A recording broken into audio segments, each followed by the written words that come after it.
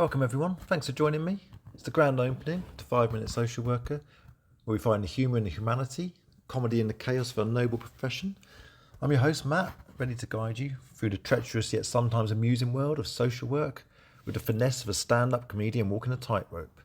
Whether you're listening on the way to work, on the way to a meeting, or just at home, I hope this will make you feel a whole lot better. And you never know, you may even take a snippet of advice away with you.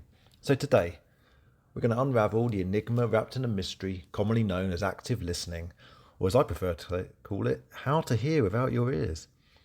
So let's start. Imagine this. You're sitting across from a client who's decided that this session is the perfect moment to recite the entire plot of their life as if it were a Netflix drama series. You're desperately trying not to look like you're binge watching it in your head. There you are, nodding so vigorously your head's about to become a bobblehead, while internally screaming, "Get to the season finale, mate." But here's a twist in the tale. Amidst the epic saga, your client drops a line so subtle, so nuanced, it could easily be missed by the untrained ear, but not the social worker. They mention, almost in passing, how the morning coffee didn't taste quite right today. To the uninitiated, it's a comment about poor barista skills, but to the seasoned social worker, armed with the superpower of active listening, it's the cliffhanger at the end of the season that makes you go, wait, what did they just say? Let's delve deeper into the art of catching those silent cues, shall we? It's like being a detective in a crime drama, where the clues aren't fingerprints or DNA, but sighs, pauses, and the way they say, "Fine, that's anything but." You learn to listen, not just with your ears, but with every fibre of your being. You become so attuned to non-verbal cues, you start reading between the lines of shopping lists. Now, let's transport ourselves to the wild savannah of the team meeting, where ideas roam free and everyone's trying to be the Lion King of suggestions. The air is thick with concepts, flying faster than pigeons spooked by a toddler. Here, active listening is your binoculars, helping you spot the hidden gems in a landscape cluttered with buzzwords.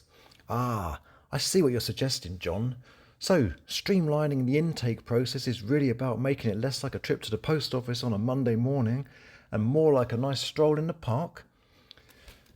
But how do we cultivate this mystical skill, you ask? Picture yourself as a gardener, every piece of information a seed. Your job isn't to make it grow, that's on Mother Nature, or in this case, your client. Your job is to provide the space, the water, the sunlight of your attention, and sometimes to pull out the weeds of misunderstanding by summarising and reflecting back. So, what you're saying is, the coffee tasted off because you were distracted thinking about your mother? Suddenly the coffee isn't just coffee anymore. It's a symbol, a signpost pointing to deeper concerns. And you, my friend, have just uncovered it. Not with a shovel, but with the gentle touch of your listening. So, as we wrap up our little escapade into the world of active listening, remember, it's not about solving the puzzle on the first guess. It's about putting together the pieces, one silent cue at a time, until the picture emerges.